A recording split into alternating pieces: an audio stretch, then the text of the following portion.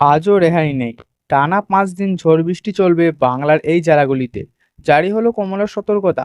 তো এ নিয়ে আবহাওয়া দপ্তর কি বলছেন এবং কোন কোন জেলাগুলিতে সতর্কতা জারি করা হয়েছে, বিস্তারিত কিছু জানিয়ে দেব এই ভিডিওর মাধ্যমে।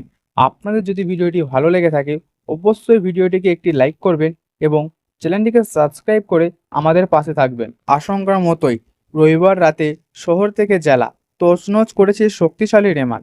উপকূলবর্তী এলাকা থেকে শহর জেলা ঘূর্ণিঝড়ের প্রভাবে লণ্ডভণ্ড হয়ে গিয়েছে দক্ষিণবঙ্গ।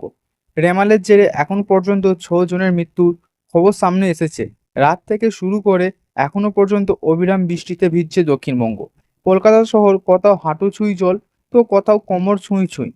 এই আবহাওয়ার দুর্যোগ কবে কমবে, সে বার্তা দিল আলিপুর আবহাওয়া দপ্তর। আবহাওয়া দপ্তর জানিয়েছে, আজ কলকাতা থেকে শুরু করে বাংলার অধিকাংশ জেলায় ভারী থেকে অতি ভারী বৃষ্টির সতর্কতা জারি থাকবে। আজ দক্ষিণবঙ্গের 2 চব্বিশ পরগনা, হাওড়া, হুগলি, কলকাতা, নদিয়া, মুর্শিদাবাদ, মালদা সহ জেলায় কমলা সতর্কতা জারি করা হয়েছে।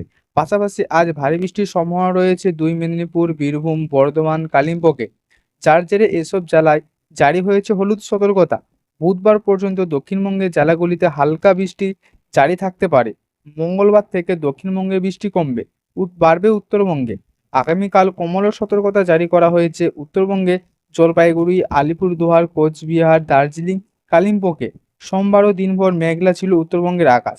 বৃষ্টি হয়েছে। আগামী বৃষ্টির পাশাপাশি 40 থেকে 50 কিমি বেগে ঝোড়ো হাওয়া বইতে পারে উত্তরবঙ্গের জেলাগুলিতে। এরপর 29 থেকে 1 জুন পর্যন্ত উত্তরবঙ্গে জলপাইগুড়ি, আলিপুরদুয়ার, কোচবিহার, দার্জিলিং ও কালিম্পংয়ে বৃষ্টি চলবে।